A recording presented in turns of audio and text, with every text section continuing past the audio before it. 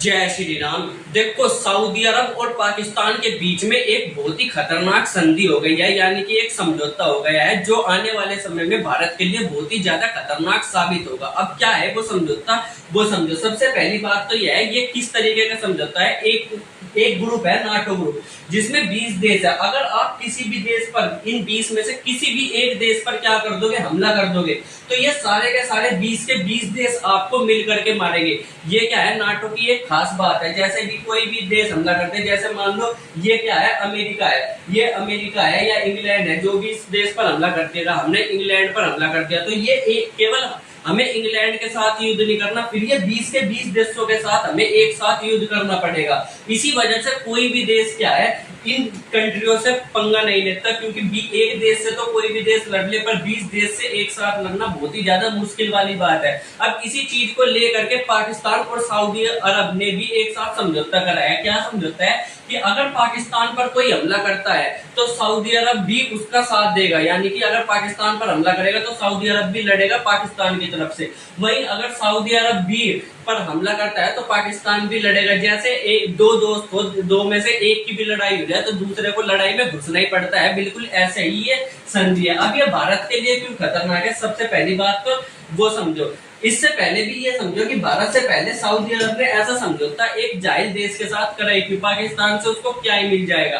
तो सबसे बड़ी बात यह है कि पाकिस्तान के पास इस समय क्या है, न्यूक्लियर वेपन है। न्यूक्लियर वेपन एक बहुत ही खतरनाक वेपन होता है जो एक सेकंड के अंदर अंदर किसी भी देश को तबाह कर सकता है अगर हम किसी भी देश पर मार दे। जैसे वर्ल्ड वॉर 2 के टाइम पे अमेरिका ने जापान पर न्यूक्लियर वेपन मारे थे, दो न्यूक्लियर बम मारे थे और जापान को घुटनों पर ला दिया था।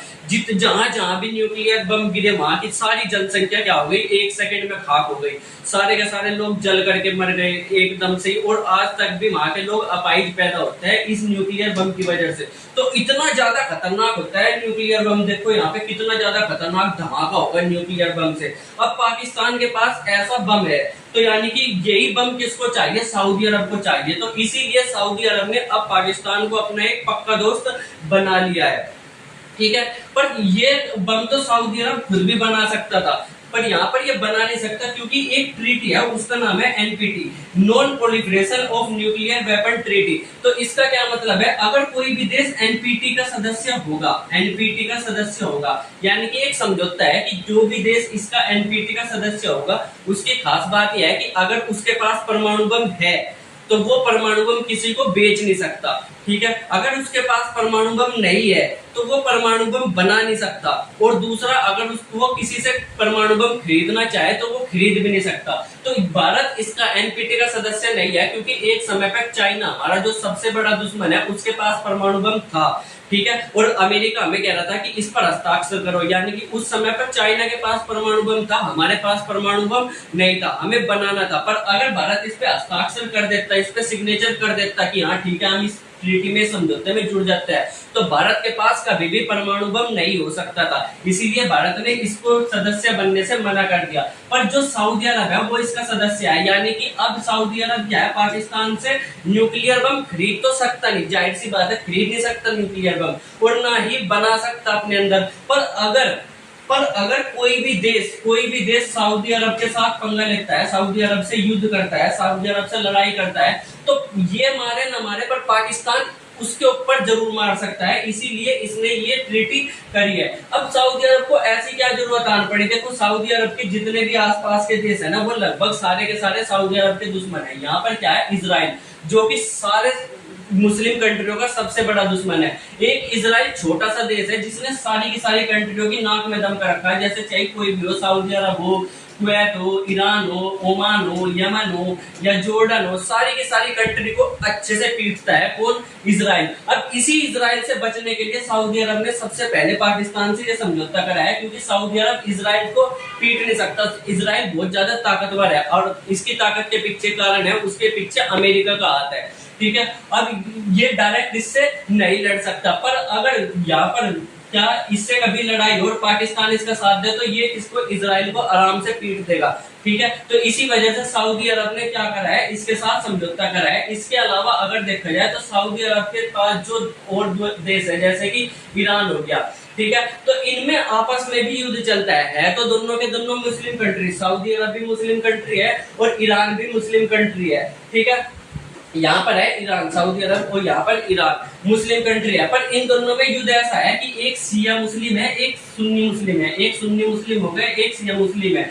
जो सऊदी अरब है उसमें कौन रहता है? शिया रहते हैं। वही जो ये है इसमें कौन रहते हैं? सुन्नी रहते हैं। तो ये दोनों आपस में क्या करते रहते हैं? लड़ते रहते हैं कि हम ज्यादा इस्लाम को फॉलो करने वाले हैं, हम ज्यादा इस्लाम को फॉलो करने वाले हैं, मरने के बाद हम जन्नत में जाएंगे। और शिया कहता है मरने के बाद हम जन्नत में जाएंगे, सुन्नी कहता है मरने के बाद हम जन्नत में जाएंगे। तो ये आपस में इसी तरीके से लड़ते रहते हैं। तो यहाँ पर सऊदी अरब के लिए ईरान भी बहुत बड़ा खतरा था, जिसको देखते हुए अब इसने पाकिस्तान के साथ ये समझौता कर लिया है। और पाकिस्तान के पास ऐसा नहीं है केवल न्यूक्लियर बम है, उसके पास और तगड़ी तगड़ी मिसाइल भी है। जैसे कि ये देखो, ये है बाबूर है, यहाँ पर ये बाबूर देखो, तो ये भी एक बहुत खतरनाक मिसाइल है। एक ये मिसाइल है जिसकी रेंज लगभग 200 से 400 किलोमीटर, 200 से 300 किलोमीटर की है, यानी कि ये किसी भी देश को तबाह कर सकती है। इतनी खतरनाक मिसाइल पाकिस्तान के पास है, भारत को नहीं कर सकती। पर ये जो देश है ना, जैसे ये सऊदी अरब, ये छोटे छोटे कंट्री है, इनके पास इतनी ताकत नहीं है,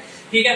पर पाकिस्तान का इसमें इतना क्या फायदा, क्योंकि ये जो देश है ना, ये जो देश है ये हमेशा लड़ते ही रहते हैं, ठीक है। ये आपस में कभी एक दूसरे से भिड़ जाएंगे, क्योंकि छोटे छोटे देश है और इनकी लड़ाई से खास किसी को फायदा पड़ता नहीं, तो खास किसी को फर्क नहीं पड़ता, इसलिए ये आपस में मुक्के बजाते रहते हैं। जैसे छोटे छोटे बच्चे आपस में कभी भी लड़ ले, उनके माँ बाप को कोई फर्क नहीं पड़ता, अरे ठीक है आज लड़ेंगे कल को फिर से दोस्त बन जाएंगे। तो इसी तरीके से छोटे छोटे देश है ये आपस में पिटते रहते हैं। पर पाकिस्तान एक क्या है, बड़ा देश है, पाकिस्तान बड़ा देश है, और अगर इसने ऐसी संधि करी है तो यानी कि इसको बार बार युद्ध में जाना पड़ने की उम्मीद है। पर फिर भी पाकिस्तान ने यह संधि करी है किसके साथ? सऊदी अरब के साथ। और ये इसको पता है, इसने जानबूझ करके संधि करी है, क्योंकि इसके आसपास और भी बहुत सारे देश हैं, जैसे ईरान हो गया, कुवैत हो गया, इराक हो गया, यमन होगा, फिर जॉर्डन हो गया। इन देशों के साथ ना करके इसने सऊदी अरब के साथ ही ऐसी संधि क्यों करी है? उसके पीछे जो अंदर की बात है ना, वो समझो बड़ी खतरनाक चीज है।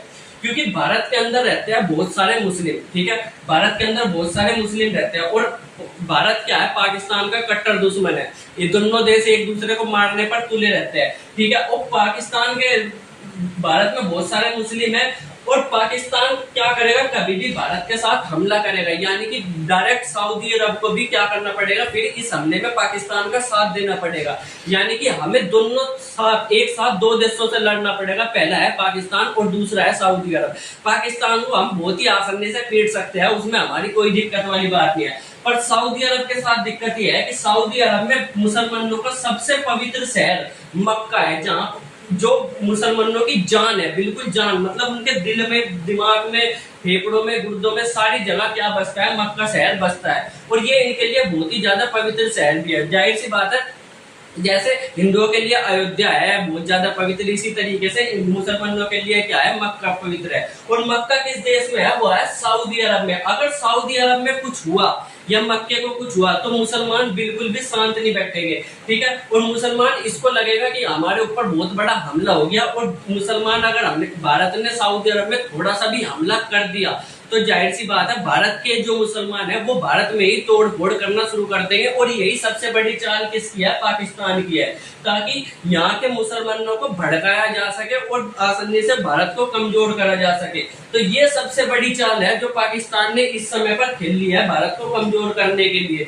पर यहाँ पर भारत की सबसे अच्छी बात क्या है कि भारत सऊदी अरब का भी बहुत तगड़ा मित्र है, ठीक है, बहुत तगड़ा मित्र है, बहुत अच्छी दोस्ती है हमारी सऊदी अरब के से, क्योंकि हम सऊदी अरब से बहुत सारा तेल खरीदते हैं, सऊदी अरब में बहुत सारा पैसा जाता है भारत की वजह से, और सऊदी अरब में बहुत सारे लोग हैं, भारतीय हैं, जो वहां पर जाकर के काम करते हैं। तो फिलहाल अब देखना ये होगा कि अगर कभी भारत और पाकिस्तान के बीच में युद्ध होता है तो क्या सऊदी अरब डायरेक्टली कूद देगा इस युद्ध में या नहीं। पर फिलहाल तो ऐसा माना जा रहा है दूसरे लोगों के द्वारा कि पाकिस्तान के लिए मजबूरी है, क्योंकि पाकिस्तान को चाहिए सऊदी अरब से पैसा।